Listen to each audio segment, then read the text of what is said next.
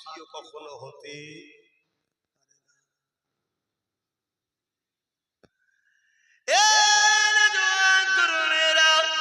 আল্লাহ নবী নবী দয়াল নবীর আরো একটা গোলামের কথা বলি, যিনি 850 বছর চলে গেছে, আমেরিকার মতো সুপার পাওয়ার চীনা জমিনের উপরে আকাশ থেকে হাজার হাজার মিসাইল ফেলেছিল, একটাও মিসাইলকে ফাটাতে পারেনি, কারণ ওই জমিনে রাসূলুল্লাহর গোলাম রয়েছে।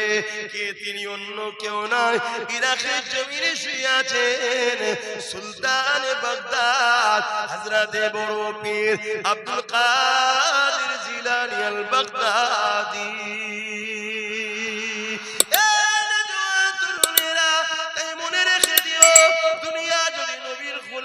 নাম মিটাতে না পারে, তাহলে আমার রাসূলুল্লাহর নামটা মিটাতে যারা চাইছে, এদের মতো মূর্খ পৃথিবীতে আর কেউ হতে পারেনি। তবে যারাই মূর্খমি করেছে, আল্লাহ পাক তাদেরকে উপযুক্ত সাহায্য করে দিয়েছে। আগে চলুন দেখা যায়, আবু জেহেল হাবিবে আমানিকে নিয়ে আল্লাহ নবীর কাছে যেতে লেগেছে। আবু জেহেল মনে করতে লেগেছে, আজ মুহাম্মদ রাসূলুল্লাহকে আমি অবশ্যই পরাজিত করতে পারবো। জাদুকরকে নিয়ে আজ আমি যেতে লেগেছে, অনেক লোকজনকে নিয়ে যেতে লেগেছে, বিশাল মিছিল র্যালি করে যেতে লেগেছে, আনন্দে গর্বের সঙ্গে যেতে লেগেছে। আজ নিশ্চিত মুহাম্মদ রাসূলুল্লাহর পতন হবে, আজ সে হেরে যাবে। আবু জেহেল বড় আনন্দ উল্লাস করবে। এই যুবকেরা, তরুণেরা, আল্লাহ নবী আবু কুবাইস বলে এক পাহাড় রয়েছে মক্কায়, ওই পাহাড়ের ধারে নবী আমার হাঁটাহাঁটি করতে লেগেছে। চাঁদনি রাত ছিল, আকাশে পূর্ণিমা চাঁদ উঠেছে, আল্লাহ নবী হাঁটাহাঁটি করতে লেগেছে। এ যুবকেরা, তরুণেরা, হাবিবে আমানিকে নিয়ে আবু জেহেল গিয়ে বলতে লাগলো, হে মুহাম্মদ সাল্লাল্লাহু আলাইহি ওয়াসাল্লাম, ইনি আমিন থেকে এসেছে, আপনার সঙ্গে কিছু কথা বলবে। ওকে তো আবু জেহেল ভাড়া করে নিয়েছে, কিন্তু রাসূলুল্লাহর কাছে বলি আমিন থেকে এসেছে, আপনার সঙ্গে কিছু কথা বলবে। আল্লাহ নবী হুজুর আমার যেমন আখলাক, যেমন আদর্শ, নরম লেহেরায় বলছে, বলেন কি বলবেন আপনি? আমি শুনছি আমি। আল্লাহ নবীকে হাবিবে আমানি বলছে, আপনি নাকি নবী দাবি করেছেন। আল্লাহ রাসূল বলছেন, আমার আল্লাহ আমাকে আখেরি নবী করে পাঠিয়েছেন। জোরে বলুন সুবহানাল্লাহ। আমি নবী দাবি করেছি না, আল্লাহ আমাকে নবী করে পাঠিয়েছে। আনা খাতিমুন নবী, আমি শেষ নবী। আমি মেসেজ দিচ্ছি, লা ইলাহা ইল্লাল্লাহ আনা মুহাম্মাদুর রাসূলুল্লাহ, अल्लाह के सिवा दूसरा कोई माबूद ही नहीं, मैं मोहम्मद अल्लाह के रसूल हूं। এই মেসেজ আমি লোককে শোনাচ্ছি। হাবিবে আমানি বলছে, তাহলে আপনি কিছু করে দেখান। খুব ভালো করে বুঝবে, আজ মুসলিম ঘরের ছেলে পড়তে না পড়তে দুপাতা পড়ে অনেকে বলে যে মুজিজা বিশ্বাস করে না। বলো নাউজুবিল্লাহ। যে মুজিজা অস্বীকার করে সে ইসলাম থেকে বেরিয়ে যায়। নবীদের দ্বারা মুজিজা হয় আর ওলিদের দ্বারা কারামত হয়। মুজিজায়ে নবী আউলিয়ায়ে কারামত আর মুজিজায়ে আম্বিয়াদের মুজিজা, এটা হক। দুটোকে অস্বীকার যে করে সে ইসলাম থেকে বেরিয়ে যায়। সামনে ওয়ালাকে আজিজ করার জন্য নবীদের দ্বারা যেটা ঘটে ওটাকে বলা হয় মুজিজা। শুনছেন?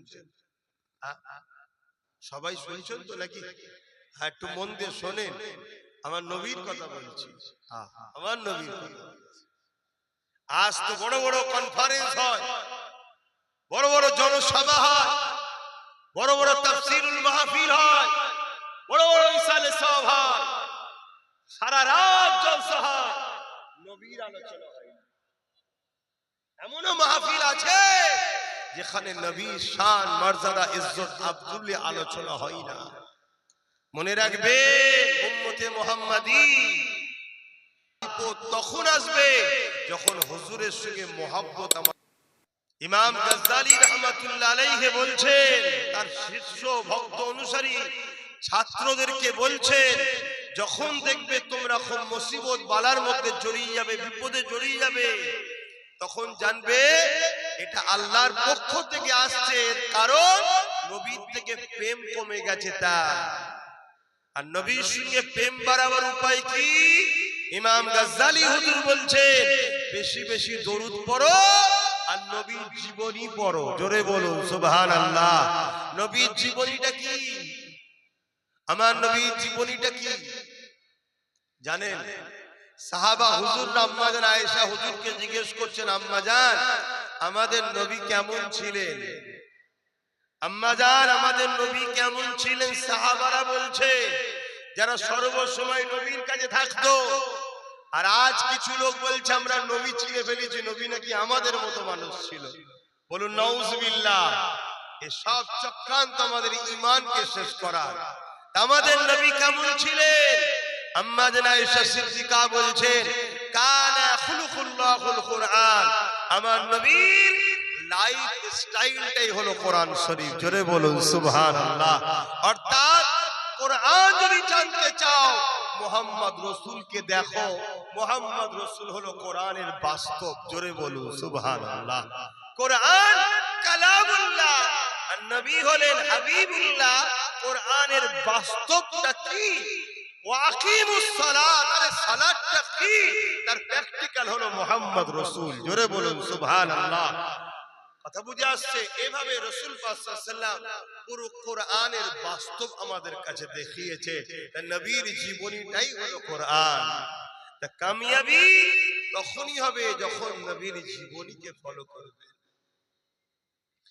বাবেরা, নওজওয়ানেরা, তরুণেরা, হাবিবে আমার আল্লাহ রাসূলকে বলতে লাগলেন, আপনি কিছু করে দেখান, তবে যেটা দেখাবেন ওটা জমিনের উপরে নয়, আসমানে দেখাতে হবে।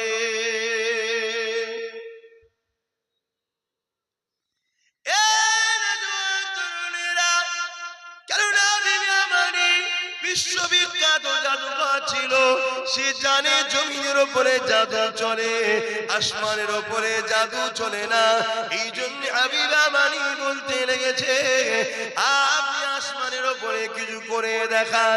কেন? সে জাদুকর, সে জানে জমিনের উপরে জাদু চলে, আসমানে কারো জাদু চলে না। এ নওজওয়ানেরা, তরুণেরা, এই জন্য আসমানে কিছু করে দেখাবার কথা হাবিবা মানি আল্লাহ রাসূলকে বলতে লাগলে। আল্লাহ নবী মাথাটা তুললে, পূর্ণিমার পুরো চাঁদ আকাশে রয়েছে। আল্লাহ নবী বলতে লাগলে, এ হাবিবা মানি, এই আকাশের চাঁদটাকে দুটুকরো করে দেবো, এটা কি তুমি দেখতে চাও? আরো জোরে বলুন সুবহান।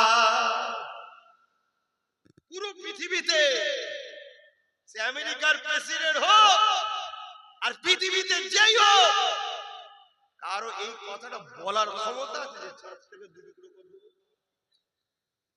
বলেন না, এই সাহসটা কারো আছে? এটা হ্যাঁ কি না বলেন? কেন? সে জানে যে আমার একটা উঙ্গলির ইশারাতে এই সামনের যে আলোটা জ্বলছে এটাও বাস্তব হবে না। কথা বুঝছেন না? জানে আজ আমার রাসূলের সঙ্গে যারা পাল্লা নিতে যাচ্ছে তাদের কোনো হাইসিয়ত নাই। অনেকে নিজের বাপের নামে ছেলে বলিয়ান হয়। অনেকে আছে নিজের বাপ তো নাই, তাই পরের বাপের নামে বিরোধী করেও সমাজে নাম কামায়। আছে না? নাই। আজ আলহামদুলিল্লাহ আমাদেরকে কারো পিছনে লেগে নাম কামাতে হয় না। আমরা আমেনার লানের গোলামি করাতেই ফেমাস হই। জোরে বলুন সুবহানাল্লাহ। কিন্তু অনেকে আছে নিজের তো কিছু নাই বাজাবার, তাই আমেনার লালের বিরোধী করে ফেমাস হতে চায়, বলে দিয়ে বাজারে হাইলাইট হতে চায়। আমার রাসূলের বিষয়ে কিছুই নাই, নামটাকে বন্ধ করে দেয়, ব্যানার টাকানো যাবে না, হই হই হই হই পূজার জায়গাটা ফেমাস হয়ে যায়। এটাই হচ্ছে পরিকল্পনা। কথা বুঝা?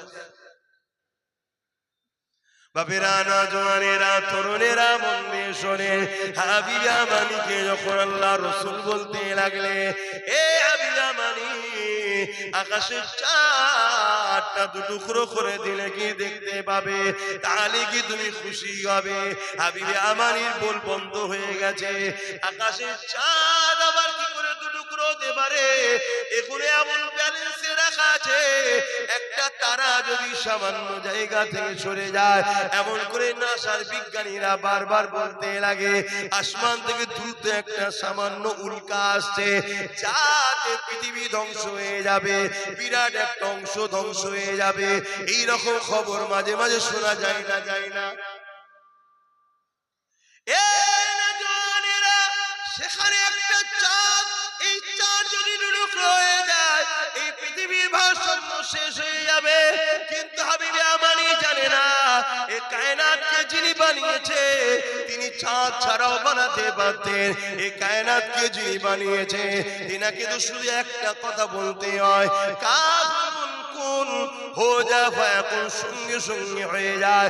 হাবিবে আমানি তো এই বিষয়টা তখন জানতো না, এই জন্য হাবিবে আমানির বল বন্ধ হয়ে গেছে। আল্লাহ নবী তার কাছে দ্বিতীয়বার জিজ্ঞাসা না করে নবী আমার উংলির ইশারাটা যেই করে দিল, সঙ্গে সঙ্গে হাবিবে আমানি আবু জেহেল এবং তার বাহিনী দেখতে লেগেছে। এ যুবকেরা, তোমরাও মন দিয়ে শোনো, কোন নবীর গোলাম তোমরা, কোন নবীর উম্মত তোমরা, কাকে নেতা বলে মানো? পৃথিবীতে আমার রাসূলুল্লাহ জোড়া কেউ নাই গো, কেউ আসে না আর কেউ আসবে না। সেই নবীর উম্মত হয়ে নিজেকে ধন্য মনে করো গো। এ যুবকেরা, তরুণেরা, আকাশের চাঁদ আমার নবী পাকের উংলির ইশারা পাওয়ার সাথে সাথে চাঁদও যে আমার নবীর গোলাম, তার প্রমাণটা চাঁদ দিয়ে দিতে লেগেছে। সে নিজেকে নিজে থেকে দুটুকরো করে দিয়ে এক ফালি আবু কুবাইস পাহাড়ের এই দিকে, আর এক ফালি আবু কুবাইস পাহাড়ের ওই দিকে দুটুকরো হয়ে দাঁড়িয়ে যায়। আরো জোরে বলুন সুবহান, আরো জোরে বলুন সুবহান। নারী দিবে, নারী দিবে, হাত তুলে বলুন লাব্বাইক, লাব্বাইক, লাব্বাইক, লাব্বাইক, লাব্বাইক, নারী দিবে। সেই নবীর উম্মতে আমরা কি ধন্য নয়? আমার হুজুরকে ভালোবাসো, হুজুর যে কাজ পছন্দ করে সেটা করো, যেটা পছন্দ করে না ছেড়ে দাও। চেষ্টা করো, বুরাই থেকে দূরেতে সরে যাও, ভালাইয়ের দিকে আসো, কামিয়াবির দিকে আসো। আমিনা লাল ছাড়া কামিয়াবি নয়। হে উম্মতে মুহাম্মাদি, আমরা তো শ্রেষ্ঠ মখলুক, আমরা তো চাঁদের থেকেও শ্রেষ্ঠ। যদি তোমায় বলা হয় হুজুরের ভালোবাসায়, হুজুরের ইজ্জতের জন্য তোমার হাতের একটা উংলি কেটে দিতে হবে, তুমি আমি যদি না পারবি, তাহলে কিসের উম্মত দাবি করলাম? কিন্তু তুমি আমি পারবো কি জানি না, কিন্তু আকাশের চাঁদ প্রমাণ করে দিয়েছে আমি আমিনার লালের গোলাম। হুজুরের যখন উংলির ইশারা হয়েছে, নিজেকে নিজে টুকরো করে দুপাশে দাঁড়িয়ে গেছে। জোরে বলুন সুবহানাল্লাহ, আরো চিৎকার দিয়ে বলুন সুবহানাল্লাহ। প্রেম শুধু মুখে বললে হয় না, করে দেখাতে হয়।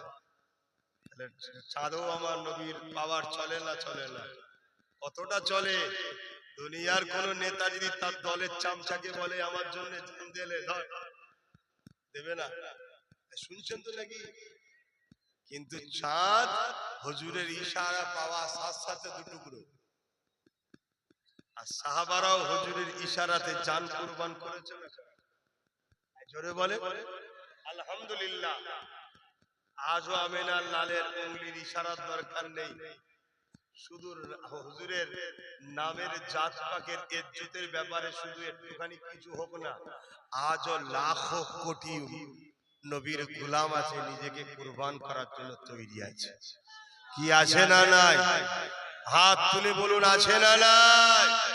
আলহামদুলিল্লাহ। আমরা হয়তো দুনিয়াদারিতে গুনাহগার হয়ে গেছি, আমরা দুনিয়াদারিতে কখনো এর পিছনে কখনো ওর পিছনে তার পিছনে ছুটছি ঠিকই, কিন্তু হুজুরের মামলা যেখানে আসবে আমরা কাউকে চিনি না, তখন আমরা সবাই হুজুর। এই পৃথিবীতে একটাই নাম আছে যে নামে আমরা সবাই এক জায়গায় হতে পারি, বাকি কোন নামে কেউ এক জায়গায় পুরো উম্মাকে কেউ করতে পারে না। খেয়াল করে দেখো, ফুরফুরাওয়ালাদের ডাক হলে ফুরফুরাওয়ালারা যায়, দেওবন্দিওয়ালাদের ডাক হলে দেওবন্দিওয়ালারা যায়, বেরেলিওয়ালাদের ডাক হলে বেরেলিওয়ালারা যায়, জোনপুরিওয়ালাদের ডাক হলে জোনপুরিওয়ালারা যায়, তাবলিগওয়ালাদের ডাক হলে তাবলিগওয়ালারা যায়। কিন্তু আমিনার লালের ব্যাপার হলে তখন কি বেরেলি, কি দেওবন্দি, কি তাবলিগ, কি ফুরফুরা আর নয়, সব কাটাই ছিল এই একটা জায়গা। আল্লাহু আকবার। তাই তো দুনিয়া চাইছে এই নামটার সঙ্গে উম্মতের কানেকশনটা কাটো, যে কোনো ভাবে হোক নবীর থেকে এদেরকে সরাও। নবীর থেকে যদি সরাতে না পারো, এদেরকে তুমি যাই দিয়ে ভুলিয়ে রাখো না কেন, যাই দিয়ে ভুলিয়ে রাখো না কেন, এই জমিনে এমন কোন মেডিসিন হয়নি যে 30 বছরের মাতালের ঘোর একদিনে কেটে দিতে পারে।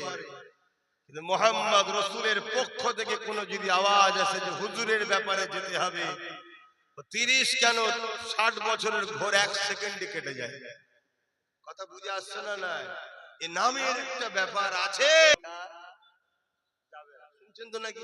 হয়েছিল অন্য কোনো ব্যাপার নয়, আমার কথা। এ নামের কত পাওয়ার আর একটুখানি শোনেন। কিয়ামতের দিনে যখন আল্লাহ হিসাবটা নেবে, তাদের মধ্যে থেকে একদল লোককে আল্লাহ জাহান্নামী ঘোষণা করে দেবে। তারা যখন জাহান্নামের দিকে যেতে লাগবে, ওই জাহান্নামে যখন যাবে, জাহান্নামের দরওয়ান ফেরেশতা দেখে অবাক হয়ে যাবে, কেননা তাদের সঙ্গে কোনো শয়তানও থাকবে না, তাদের চেহারাকে বিকৃত করা হবে না। এ যুবকেরা, তরুণেরা, জাহান্নামীদের যখন দেয়া হবে, এই সূরাতে আল্লাহ পাক দেবে না, কারণ এই সূরাটা আল্লাহ পাকের এখানে বড় পছন্দ। এই সূরাটাকে আল্লাহ চেঞ্জ করে দেবে, এই শরীরের চামড়া গুলো 70 গজ করে মোটা করে দেবে, এই যুবকেরা বিবশ আকৃতি করে দেবে, এইভাবে উপর দিকে পা করে, জমিনের দিকে মাথা করে, এবং যে শয়তান তাকে ধোঁকা দিয়েছিল তার সাথে করে নিয়ে তাকে জাহান্নামে দেওয়া হবে। কিন্তু একদল বান্দা জাহান্নামে যখন যাবে, তাদের সূরাটা চেঞ্জ হবে না, তাদের সঙ্গে কোনো শয়তানও থাকবে না। এটা থেকে জাহান্নামের ফেরেশতা বলতে লাগবে, কারা গো তোমরা, তোমাদের চেহারা তো বিকৃতি হয়নি, কেন তোমরা জাহান্নামে যাচ্ছ? তোমরা কারা, তোমাদের পরিচয়টা কি? তারা জাহান্নামের গর্জন শুনে আমার নবী পাকের নাম খানা ভুলে যাবে গো। তাদেরকে জিজ্ঞাসা করা হবে, কে তোমরা, তোমাদের পরিচয় দাও। তারা বলতে পারবে না। ওই সময় তাদেরকে জিজ্ঞাসা করা হবে, তোমরা বলো তোমাদের উপরে কিছু একটা নমুনা বলো।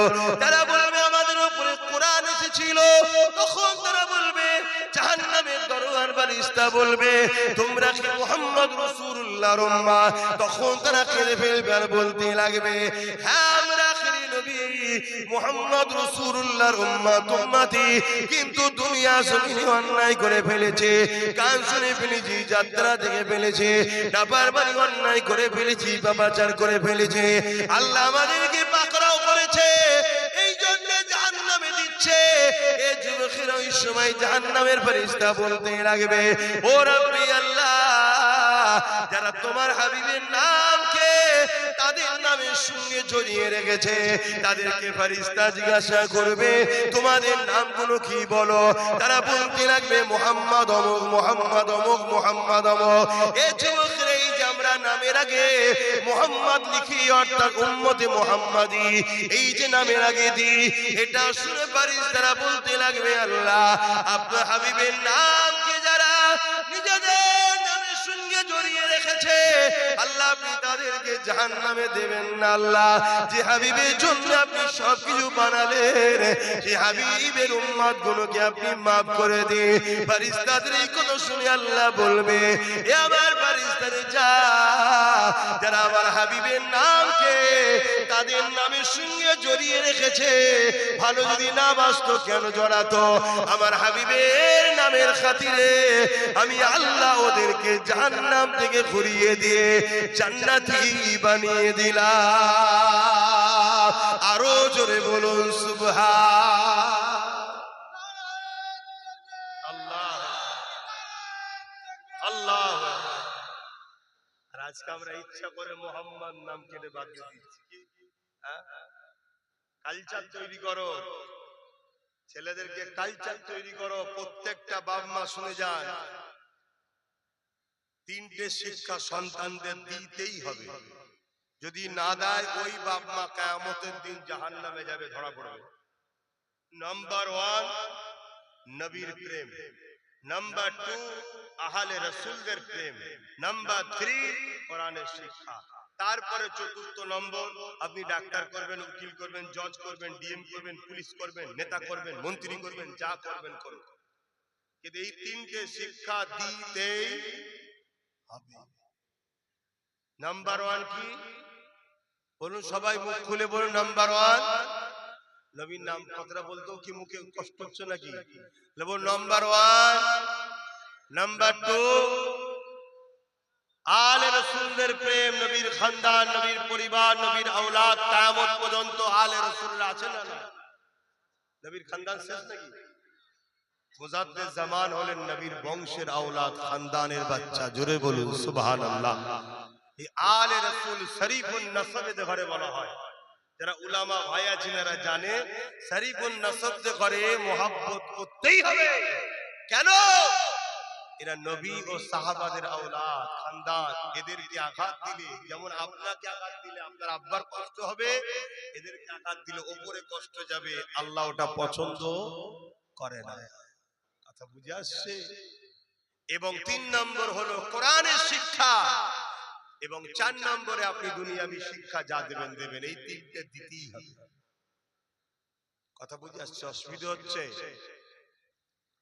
বাপেরা, নওজওয়ানেরা, হাবিবে আমানি, আমার রাসূলুল্লাহর রূহের ইশারা থেকে চাঁদটা দুটুকরো হয়ে গেল।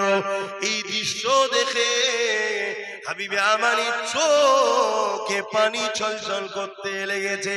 কেন? হাবিবে আমানি বুঝতে পেরে গেছে এটা দুনিয়ার কোন জাদুকর নয়, ইনি আল্লাহর প্রেরিত রাসূল।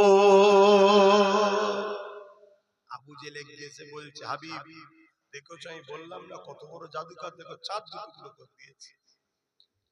হাবিবে আমানি আবু জেলকে এক তাড়া দিয়েছে, মূর্খ চুপ কর। হাবিবে আমানি তো জানে আকাশের জাদু, জানে না, এ মূর্খ জানে না বলে ভুল বকছে, এই জন্য এক তাড়া দিয়েছে। আবু জেল তো চমকে গেছে, কি বলি। কিন্তু আমার নবী পাকের এই চাঁদ দুটুকরোর মুজিজা দেখে আবু জেলের সাথে যারা এসেছিল তারা অলরেডি কালেমা লা ইলাহা ইল্লাল্লাহ মুহাম্মাদুর রাসূলুল্লাহ এই কালেমা পড়ে মুসলমান হয়ে যায়। আজ তো আমরা সহজে মুসলমান, এজন্য গুরুত্ব নেই ধর্মের উপরে। কিন্তু হাবিবে আমানি তখনও মুসলমান হয়নি, কলমা পড়েন।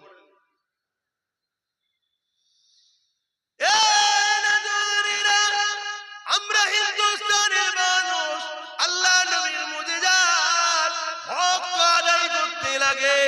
এই হিন্দুস্তানের বুক থেকে আমার রাসূলুল্লাহর মুজিজার হককে আদায় করেছে। শুনবেন কি আদায় করেছে জানেন?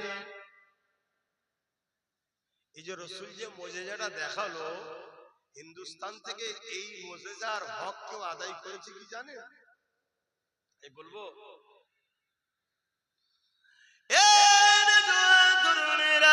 হাবিবে আমানি তখনও কিন্তু কলেমা পড়লে হাবিবে আমানি আর এক কদম আগিয়ে গিয়ে আল্লাহ নবীর আরো কাছে চলে গেলে চোখটা ছোট ছোট চোখ দিয়ে পানি আসতে লেগেছে।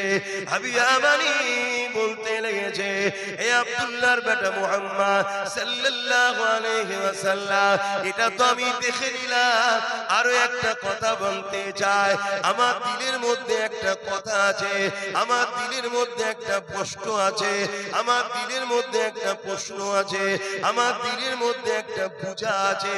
ইয়া রাসূলুল্লাহ, হে আব্দুল্লাহর বেটা মুহাম্মদ সাল্লাল্লাহু আলাইহি ওয়াসাল্লাম, ওটা কি আপনি বলতে পারবেন আমার দিলের মধ্যে কি রয়েছে?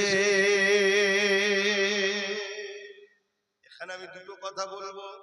নাম্বার 1, সেই দিনকারের অমুসলিমরাও জানতো নবী সে হবে যে অন্তরের কথা বলতে পারে, আর আজকালকার মুফতি মৌলানারা বলছে অন্তরের খবর জানে না। কত বড় এরা নোংরা হয়ে যাচ্ছে শিক্ষা অর্জন করে। কি আছে না না? কিসের রাগ ভাই আপনার? আপনি তো আমার নবীর নামেই বলতে, এই যে আমাকে সম্মান করছে, এত লোক বসে আছে কি জন্য? এই আমি তো রাজনীতির নেতা নাকি? এত লোক জড়ো হয়েছে কি করে? আমি এদের কাউকে কি খাবার দেবো নাকি? এদের কাউকে বিরিয়ানি দিয়ে ডেকে এনেছি নাকি? এদের কাউকে সাইকেল দেবো নাকি? এদের কাউকে কিছু দেবো যে চলো আমাদের নেতাজি এসছে বিরিয়ানি পাবো 200 টাকা পাবো, এজন্য এসেছেন নাকি? কি জন্য তাহলে বসে আছে? এই সম্মানটা একটাই কারণে, মুহাম্মদ রাসূলের গোলাম এসেছে, আমিনার লালের কথা বলবে, মুহাম্মদ রাসূলের কথা বলবে।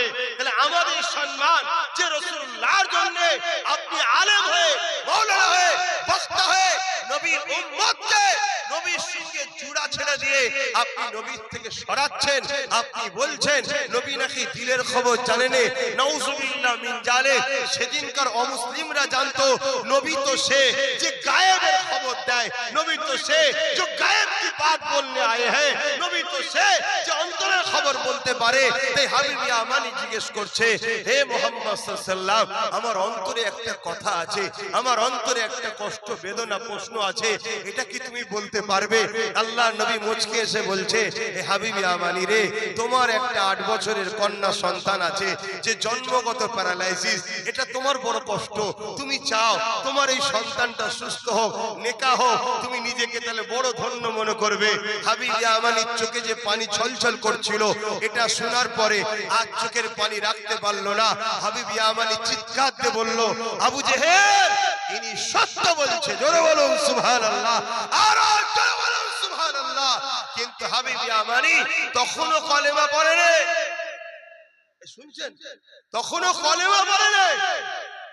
ঘোড়ার পিঠে উঠে ইয়ামিনে চলে যাচ্ছে।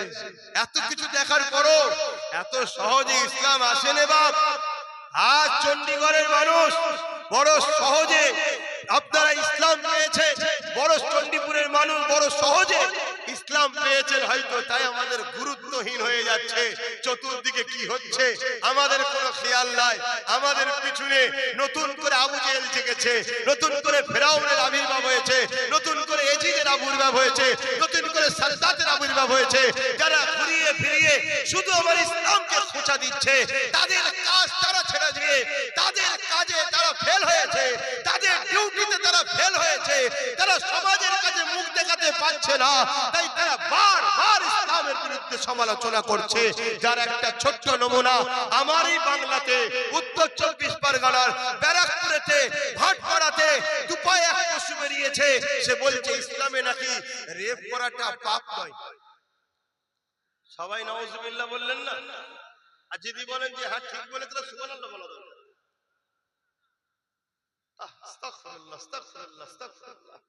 এরা এদের কাজে ফেল, এরা লোকের কাছে যেতে পারছে না, এরা লোকের কাছে মুখ দেখাতে পারে না, এরা যা ওয়াদা করেছিল সব ফেল, এরা যা করেছে সব ফেল। এরা না মানুষের কাছে নিজেদের কোনো এজেন্ডা নিয়ে, নিজেদের কোনো কাজ নিয়ে, নিজেদের কোনো বিকাশ নিয়ে, নিজেদের কোনো জিনিস নিয়ে এরা মানুষের কাছে যেতে পারছে না। তাই বাধ্য হয়ে এরা এমন একটা জায়গায় আঘাত দিচ্ছে, যে জায়গায় আঘাত দিলে সমাজের কাছে চর্চিত হব, ফেমাস হব, কিন্তু জানে না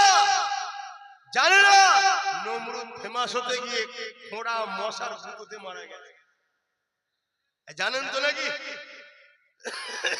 তাহলে কিন্তু আপনাদেরও দোষ আছে না নাই? বলুন আমাদেরও দোষ আছে না নাই? এরা যে এত বড় বড় কথা বলার সাহস পাচ্ছে, আমাদের দোষে, কারণ এরা জানে যে মুসলমানের বিরুদ্ধে বললে, ইসলামের বিরুদ্ধে বললে ওরা আমাদের কিছু করতে পারবে না, কারণ ওদের হাতে কোনো ক্ষমতাই তো নাই, ওদের হাতে কোনো ক্ষমতাই নেই। এজন্য বল নরম লোককে, যার বাপ নেই তাকে সবাই মিলে পেটে না কথা বলছে না, আমার অসুবিধা হচ্ছে। এই জন্য এরা বারবার টার্গেট করছে। অথচ পৃথিবীতে ইসলাম নারীদেরকে যে মর্যাদা দিয়েছে, এই মর্যাদা পৃথিবীর ইতিহাস বলছে, এবং আজকের আমেরিকার নারী সমাজ বলছে যে আমি যদি ইজ্জত বাঁচাতে চাই, ইসলাম ছাড়া দ্বিতীয় কোনো জায়গাই নাই। জোরে বলুন সুবহানাল্লাহ। কেন আমেরিকার 13 বছরের কন্যা, 14 বছরের কন্যা, 15 বছরের কন্যা, সে গর্ভবতী হচ্ছে, সন্তান কার রে? তার নিজের বাবা। শুনছেন? সমীক্ষা বলছি তাদের, তারা বাঁচার জন্য গুগলে সার্চ করছে যে ইজ্জত বাঁচাবো, যাবো কোথায়? তারা ইজ্জত বাঁচাবার রাস্তা খুঁজে পাচ্ছে ইসলামে। আজ থেকে 1500 বছর আগে এই পৃথিবীতে যেদিন কন্যা সন্তান হলে জ্যান্ত পুঁতে দেওয়া হতো, এই পৃথিবীতে যেদিন ওকাজের বেলাতে উলঙ্গ নারীদেরকে কিনা বেচা করা হতো, এই পৃথিবীতে যেদিন কন্যাদের ঘরে বাজারে নিলামে তোলা হতো, এই পৃথিবীতে যেদিন নারী মানে ভোগের জিনিস ছিল, সে রোম হতে পারে, পারস্য সম্রাট হতে পারে, তারা নারীদেরকে শুধু ভোগ করত। এই পৃথিবীর জমিনে নারীদের হয়ে কথা বলার কেউ ছিল না। সেই দিন এই পৃথিবীর জমিনে 570 খ্রিস্টাব্দে 12 রবিউল আউয়ালে আমিনা লালের কোলে যে খুশবু এসেছিল, যে মহামানব এসেছিল, সেই মহামানব বড় হয়ে মানুষের ধরে ধরে গেছে, তোমরা তোমাদের কন্যাগুলোকে কেন পুচ্ছো, কেন হত্যা করছো, কেন মারছো, কেন বাজারে বিক্রি করছো, কেন তাদেরকে বেইজ্জতি করছো? তারা বলেছিল নারীদের কোনো বাঁচার অধিকার নেই। মুহাম্মদ রাসূল বলেছিল এটা তোমাদের ভুল ধারণা। নারী তো তিনি সৃষ্টি করেছেন যিনি পুত্র সন্তান সৃষ্টি করেছে। নারী তো এমন নিয়ামতের জিনিস। মুহাম্মদ রাসূল বলল নারী যার ঘরে প্রথম পয়দা হবে, যে বাবার দাম্পত্য জীবনে, ওই বাবাকে মহান স্রষ্টা কন্যা সন্তান পাঠিয়ে জান্নাতের সুসংবাদ দেয়। জোরে বলুন সুবহানাল্লাহ, আরো জোরে বলুন সুবহানাল্লাহ, আরো চিৎকার দিয়ে বলুন সুবহানাল্লাহ। পৃথিবীতে নারীকে এই খবর, এই সুসংবাদ কেউ দিয়েছে? আমার প্রফেট মুহাম্মদ সাল্লাল্লাহু আলাইহি সাল্লাম, যিনাকে আমি মানি, তিনি মোটেই আব্বাস সিদ্দিকের শুধু নয়, তিনি মোটেই শুধু মুসলমানদের নয়, তিনি এসেছেন মনুষ্য জাতিকে শান্তি, কল্যাণের, ইনসাফের, ইনসানিয়াতের রাস্তা দেখাবার জন্য। তিনি সবার, যতটা আমার, ততটা আপনাদের, ততটা ভারতীয়, ততটা আমেরিকান, ততটা জাপানের, ততটা ফ্রান্সের নবী, সমস্ত কায়নাতের জন্য রাসূল। জোরে বলুন সুবহানাল্লাহ। আমার মুহাম্মদ সাল্লাল্লাহু আলাইহি ওয়াসাল্লামের জীবনীতে পাওয়া যায়, তিনি বলেছেন কোন বাড়িতে 5টা সন্তান হলে ওই বাপ আর রাসূল জান্নাতে একসাথে থাকবে। কি 2টো সন্তান হলে, কি 3টে সন্তান হলে, কি 4টে পুত্র সন্তান হলে একসাথে জান্নাত থাকবো, এমন কোন হাদিস কোন উলামারা পড়েছে? বলেন না ভাই, কোন হাদিস পড়েছে যে আমার রাসূল বলেছে যে 4টে 5টা পুত্র সন্তান হলে একসাথে জান্নাত যাব? কিন্তু সমস্ত উলামারা পড়েছে আল্লাহ নবী বলছেন কারো ঘরে যদি পর পর 3টে কন্যা সন্তান হয়, ওই 3 কন্যার বাবা যদি কন্যাগুলোকে পেয়ে মন খারাপ না করে, অবুঝ না মনে করে, তাকে যদি আদর করে, প্যার করে, লালন পালন করে বড় করে বিয়ে দিয়ে দেয়, ওই 3 কন্যার বাবা আর আমি মুহাম্মদ রাসূলুল্লাহ 2 আগুন তুলে নবী দেখিয়েছে যেমন পাশাপাশি, আল্লাহর জান্নাতে পাশাপাশি থাকবো। জোরে বলুন সুবহানাল্লাহ, আরো চিৎকার দিয়ে বলুন সুবহানাল্লাহ। এই পৃথিবীতে কন্যাদের অধিকার, নারীদের অধিকার, নারীদের মর্যাদা, নারীদের সম্মান, নারীদের ইজ্জত কতটা দিয়েছে ইসলাম। আরে এর আগে যদি ছিল না, এর আগে তো হত্যা হতো নারীকে। আল্লাহ রাসূল বলেছেন একটা কন্যা নারী, একটা জান্নাত। জোরে বলুন সুবহানাল্লাহ। পৃথিবীর সবথেকে দুনিয়া আখিরাতের শ্রেষ্ঠ জায়গা জান্নাত। ওই জান্নাতকে আমার রাসূল মায়ের পায়ের তলাতে, কন্যার পায়ের তলায়, নারীর পায়ের তলায়। আরে মা তো নারীর জাত। আল জান্নাতু তাহতা আকদামুল উম্মাহাত। প্রত্যেকটা সন্তান তোমার জান্নাত হলো নারী তোমার মায়ের পায়ের তলাতে। জোরে বলুন সুবহানাল্লাহ। আর এক সাহাবী রাসূলকে জিজ্ঞেস জিজ্ঞেস করছে, ইয়া রাসূলুল্লাহ, হাবিবাল্লাহ, আমার উপরে সবথেকে বেশি কার হক? আল্লাহ নবী বললেন, তোমার মায়ের, তারপরে কার তোমার মায়ের, তারপরে কার তোমার মায়ের, তারপরে কার তোমার বাপের। অর্থাৎ রাসূল ইসলাম নারীদেরকে 3 ভাগ পুরুষের থেকে মর্যাদা বেশি দিয়েছে। জোরে বলুন সুবহানাল্লাহ। এরপরও আজকে আমাদেরকে কি শুনতে হচ্ছে? ইসলামের নামে মিথ্যাচার। এর জন্য দোষী কারা? আমরা আমরা আমরা বাদরের গলায় মৃত্যুর হার পরিয়ে দিয়ে আমরা ড্যাং ড্যাং করে ঘুরে বেড়াচ্ছি। আমাদের হুঁশি নাই যে দিন দুনিয়া দুটোই দরকার। রব্বানা আতিনা ফিদ দুনিয়া হাসানাতাও ওয়া ফিল আখিরাতি হাসানা ওয়া কিনা আযাবান নার। দুনিয়ার ভালাইও দরকার, আখিরাতের ভালাইও দরকার। লোহা না হলে লোহা কাটা যায় না, মুফতি না হলে মুফতির ফতোয়ার বিরোধী করা যায় না। ঠিক তেমনই যখন কেউ ক্ষমতার জোরে দিনের উপরে আঘাত দেয়, তার প্রতিরোধ করার জন্য অপর ক্ষমতা ছাড়া কখনো রুকা যায় না। আমাদের হাতে নেই, তারা বুঝে নিয়েছে, তাই যে যা খুশি বলে নিচ্ছে।